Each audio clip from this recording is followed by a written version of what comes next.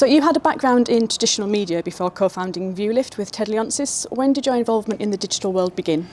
Gosh, pretty much at the beginning of the digital world. I was in the White House under President Clinton, and that was really when the web was getting started in a popular culture sense.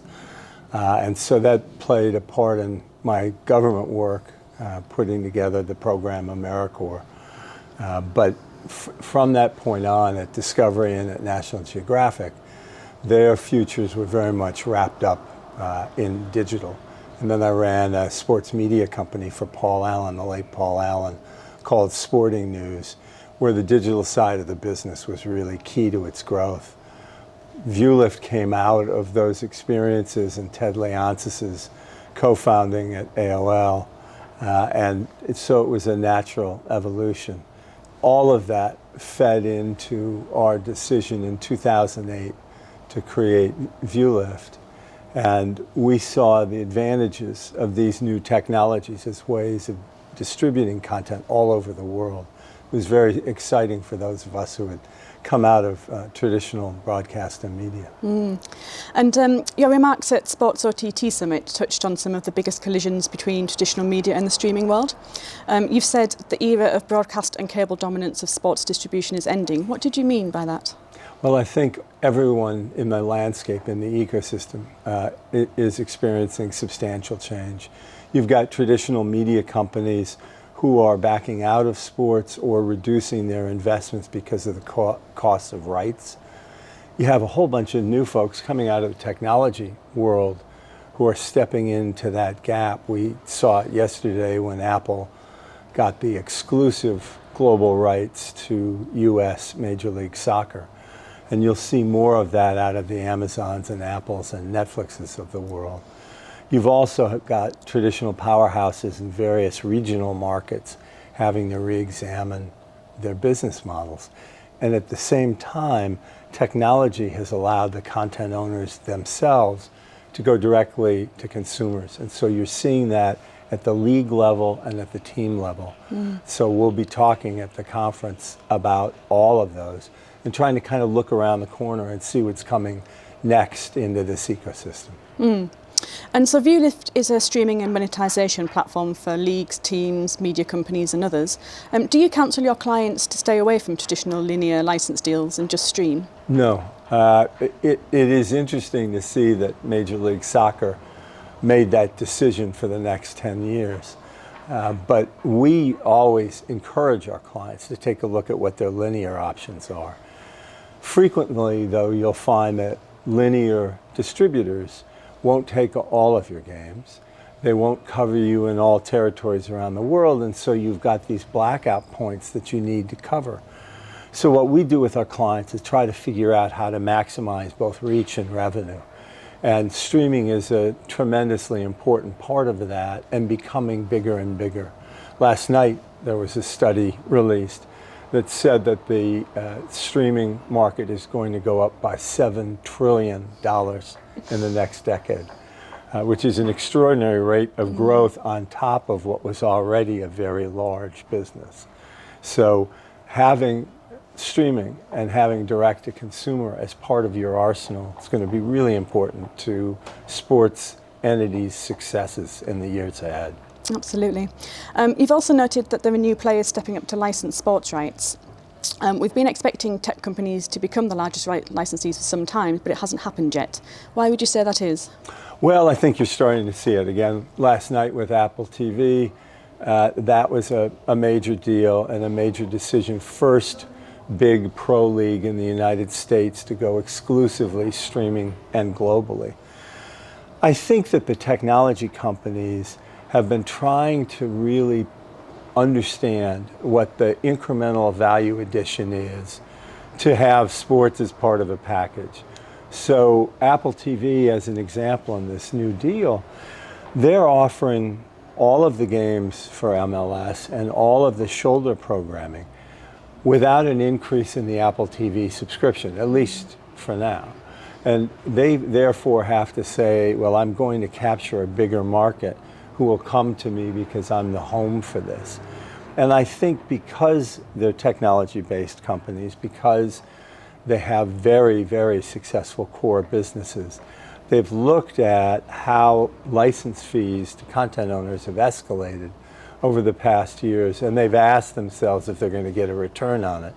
But you're seeing in these deals, we also saw a couple of the tech giants are contesting for the Formula One rights up against traditional holders like ESPN and NBC. And so you're going to see, I think, that competition, and certain people will step back and others will step forward. And with both traditional licensees and these new parties out doing license deals, how can leagues go direct to consumer, and why would they? I think the principal reason is that the first descriptor in that phrase, which is direct. It's extremely important to know your fans, to be able to contact them, to follow them through the whole 360-degree process of their relationship with you.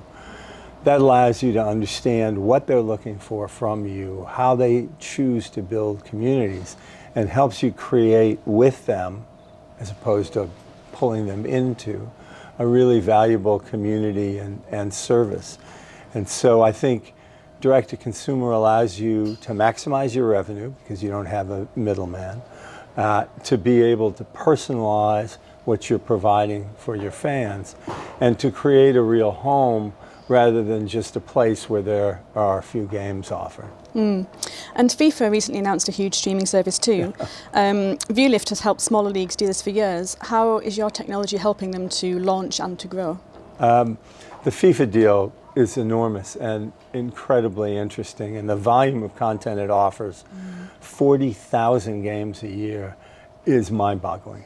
I think, though, what that demonstrates is that there is a great demand for sports content, particularly live. The passionate fans want content around that. They want to really know their heroes more completely and to be part of this community, which fanship is. We help leagues get there by providing a very easy, robust, and stable platform. When they come in with the content, we really handle everything else, distribution, help them with their marketing, and most importantly, track the performance of their business in real time across all of the key indicia of their business. That makes it a one-stop shop, quite simple, fast to market, and with all the back end to get what you're trying to get out of the business, not just revenue, but closer relationships.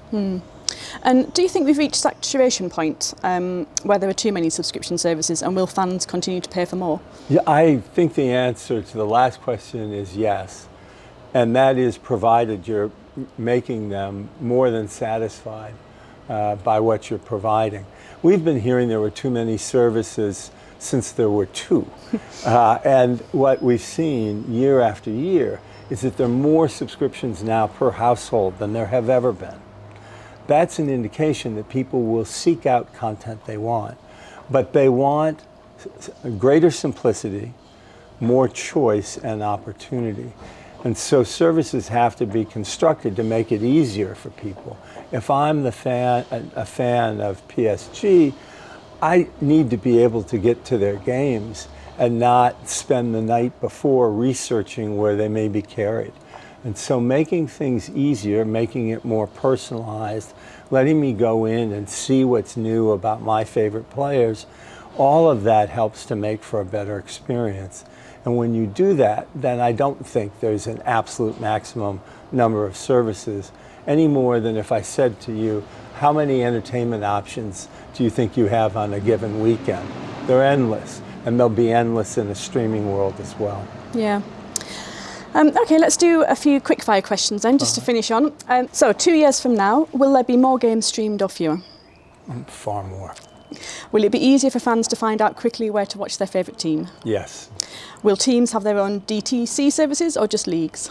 No, teams will as well. There are things that teams can offer, particularly in their local communities. The whole notion behind regional sports networks in the U.S., while that particular construction doesn't work well anymore, that notion of being deeper within my hometown, multiple sports, multiple ways of thinking about being a citizen of that place, I think you'll see more of. And will sports streaming services have more than just game video, and if so, what else? Well, certainly. Really, all of the new kinds of revenue and exciting experiences that you read about in the sports world, from NFTs to gaming and gambling, ticketing, experiences with players, all of these things are best operationalized digitally. And so these services, these services will become the way of providing that. I think that'll be exciting to the fans. And again, it'll be more productive for the teams because they will have provided more in the whole experience of fanship to the folks that they depend on. Well, that's great. Thank you so much for your time today, Rick. Thank you.